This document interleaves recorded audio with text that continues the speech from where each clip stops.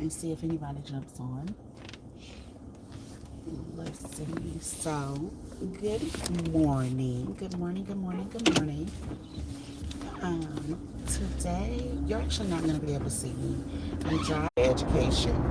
How do you feel like other people are going to feel like you're worthy of the education?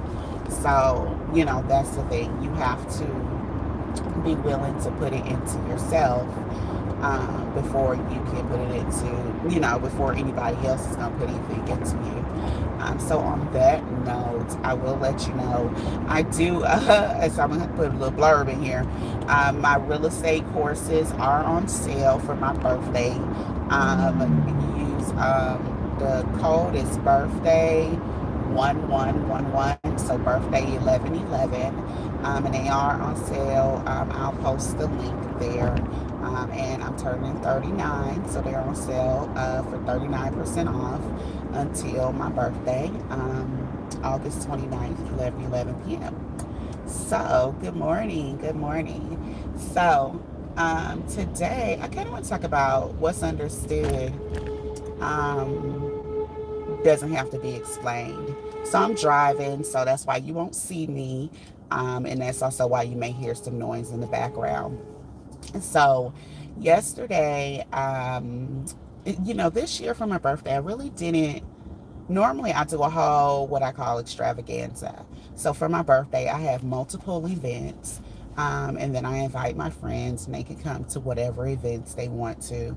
I normally hold at least 3 events throughout a week, or at least the last 2 weeks, because my birthday's on the 29th, so it kind of goes through Labor Day weekend. This year I just really wasn't feeling the whole birthday thing. So at the last, but they kept asking, so at the last minute, I decided to do a dinner. We were going to go to dinner. We were going to go out to this place called the Third Spot. So, this time, actually, all of my friends, all my family were able to meet at one time for dinner. So we meet for dinner, and one of my friends, you know how you have friends where some things you tell them, but some things you don't. Like, you don't tell everything to everybody. So I'm actually a very spiritual person. I've always been a very spiritual person. That's the way that I was raised. That's how my grandmother was, and that's just what she passed on to me. So I've always been a very, very spiritual person. But when I started my journey, even before Exodus and all of that, I started my journey where I felt like I felt a pulling that I really needed to. Let me back up. When my grandmother died, I kind of abandoned a lot of my spirituality. My grandmother was my anchor.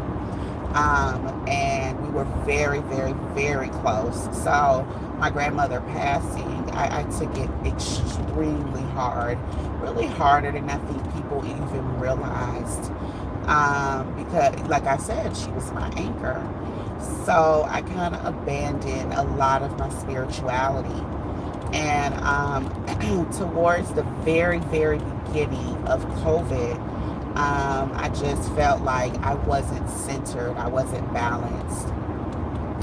And I feel like my grandmother actually sent people into my life to balance me. But I started, even before like Exodus and all of that, I had decided I needed to go back and I needed to trace my roots. And I felt like my grandmother's originally from Costa Rica, raised in Panama. So most of my family on my mother's side are Panamanian. Well, everybody on my mother's side Panamanian. Her, as far as her mom's. So I felt like I really needed to trace my roots. There was something that was sending me back to Panama. So I had actually taken a trip during COVID to Panama. During COVID or before COVID, something like that. So I had taken a trip to Panama by myself. This wasn't one of those, we're going to stay for a month. No, this was just a week trip because something was saying I needed to go to Panama. So I took a trip to Panama. And there I actually met my oldest living relative. He was a cousin, and he was able to show me. He took me around Panama. He showed me where my grandma lived as a little girl, where they were raised and spent most of their lives. He was able to show me all of that, which was very powerful for me. And he just told me all of these stories, and it was just really amazing. And that was April of that year, I believe. And he passed away actually a couple of months later. For his obituary, the picture that I took of me, him, and my cousin was the very last picture that he had. That was the picture that was used for his obituary. And yeah, so, but that started my spiritual journey that I needed to take. And I'm going to say that was probably 2020. And that's kind of started me back on my spiritual journey. And that was, everything what led me to today. When I did plan to leave, I was actually supposed to go to,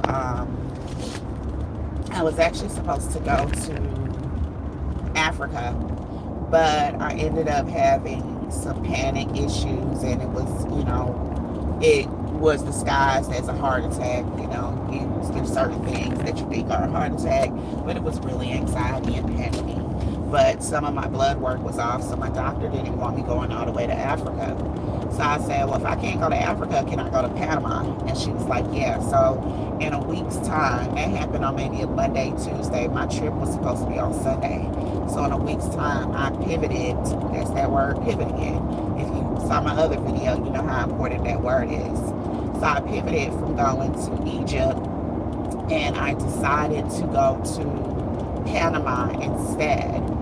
At least I thought I decided. I didn't really decide anything. That was where I was led. So I was led to Panama instead, and this time I had my son with me, and I went to Panama, and then I thought I was going to fly into Costa Rica, into San Jose, but I ended up missing my flight, which I had never missed a flight ever in my life. I ended up missing my flight and going down to Bocas del Toro in Panama, and crossing the Panama Canal, not Panama Canal, crossing the bridge from Costa Rica to Panama, going into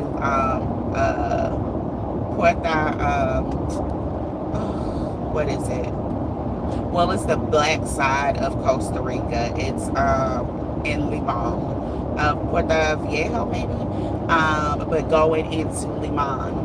And what's significant about that is Limon is where my grandmother is from. So instead of going to the capital of Costa Rica, as I thought I had planned to do, I ended up crossing over that bridge. I literally pushed my son's wheelchair over that bridge. I have a video of that. And I crossed the bridge into Limon, Costa Rica. And what's significant is because that is where my grandmother is from, and that is actually where I needed to be. I didn't need to be in Africa and Egypt. There were things for me here, and I did a lot of shedding of negativity, trauma bonds, cord cutting. If you're familiar with, the spiritual realm. It was a lot of that while I was in Limon. There was actually a flood during that time, and it rained for almost a month. And they had said they had not seen something like that in like 10 years. So it was very much like, wait a minute, what is really going on here? So it was a lot of that during this time.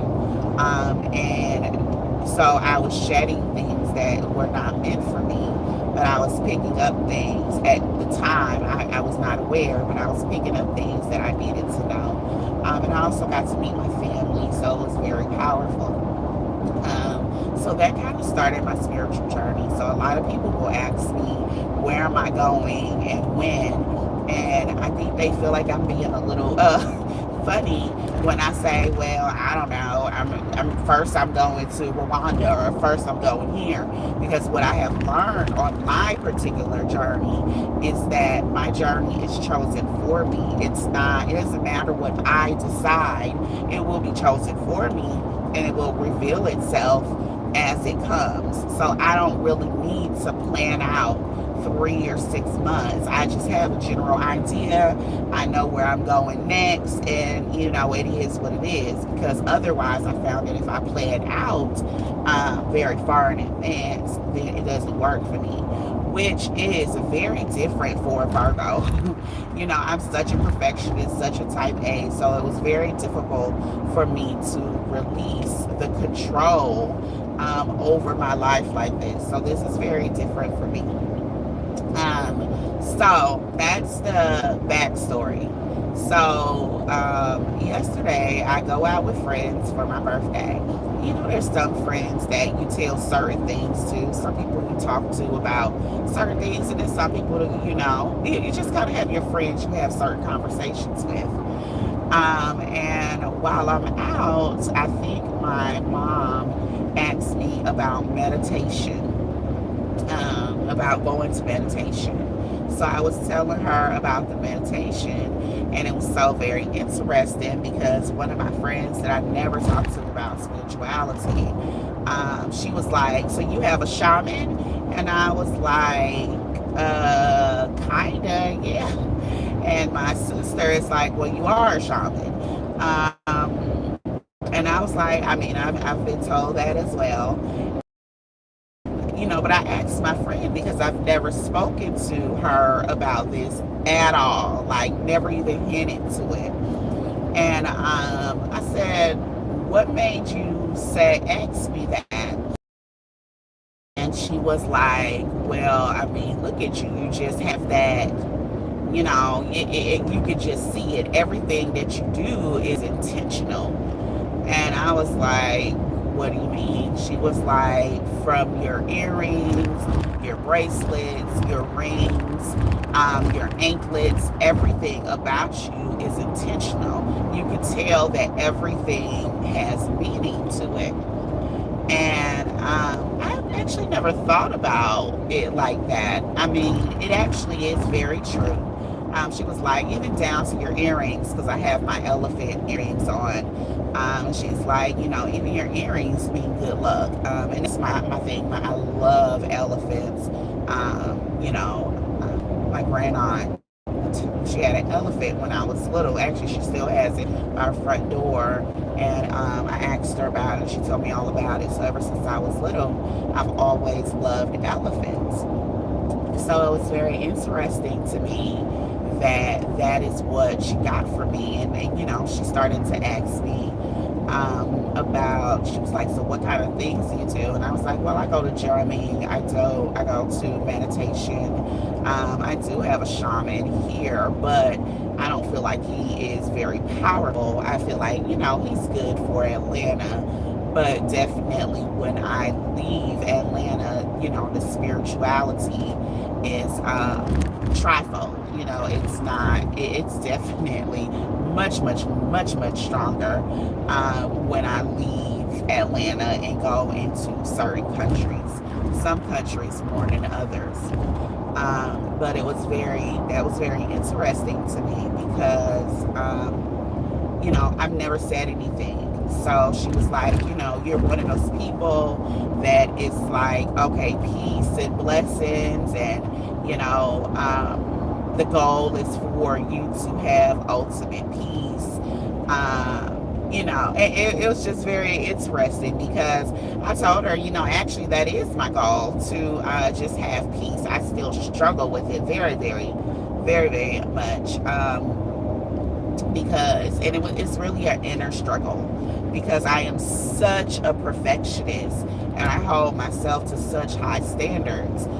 So people get upset because I hold them to high standards, but I hold myself to even higher standards.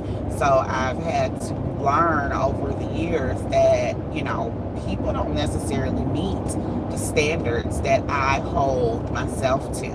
I have to definitely lower the bar for others. Whereas I still keep my bar pretty high. So that does affect, I think, your ultimate peace. In that if your bar is too high for yourself,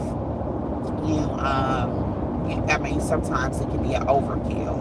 And that is something that I know about myself. I tell other people that this is okay, and failure is your way to success, and all these different things. But kind of giving yourself that same self-love is very, very important. But we don't do that as often as we should. So but that became a conversation, and I was telling them, yeah, so I actually, that is something that I look to achieve. It's not something that I've said I look to achieve, but it is something that it is part of my journey. So to have someone notice that, especially someone that has known you before that journey started. So for someone to really take notice that you have this change, and you are going towards a certain life. And this, for me, this particular life, it doesn't have anything to do with religion.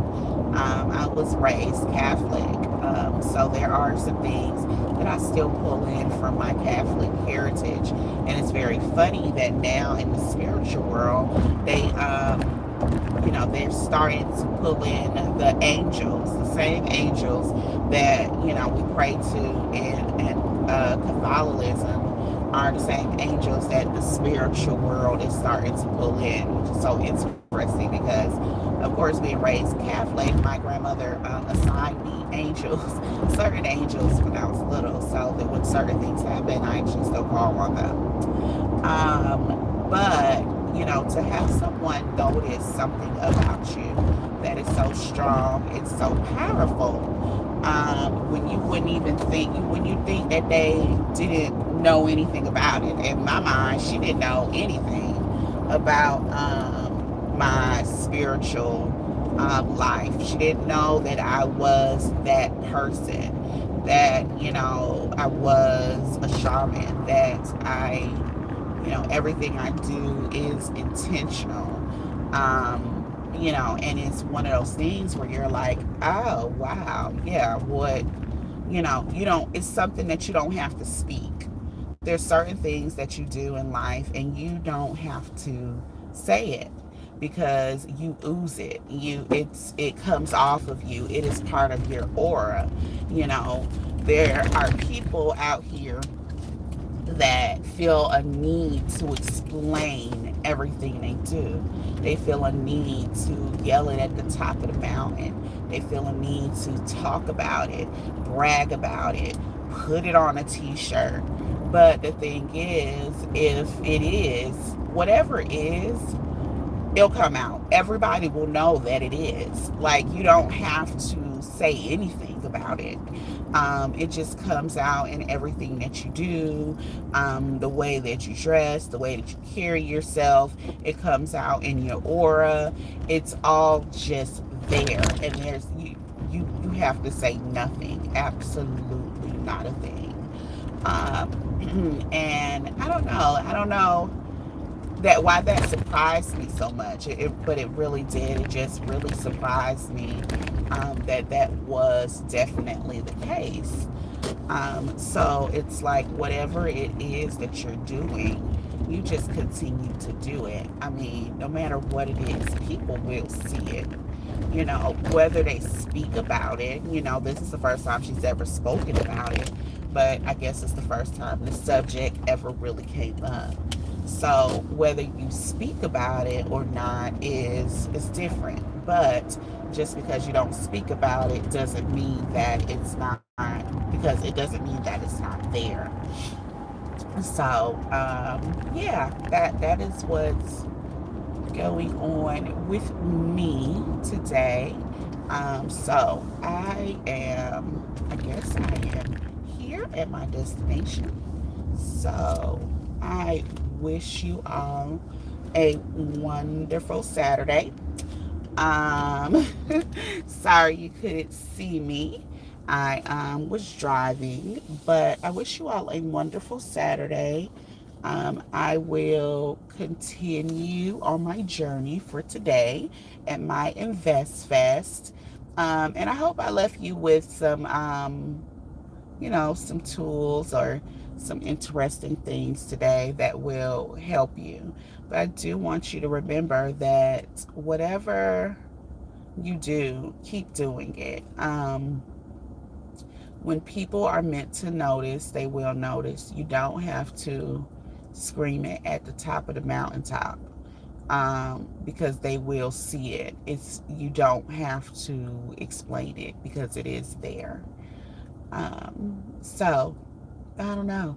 I don't know if that was just rambling or if y'all liked that today. If you did, you could go ahead and give me a like so I know. I'll take a look later and see who joined me today.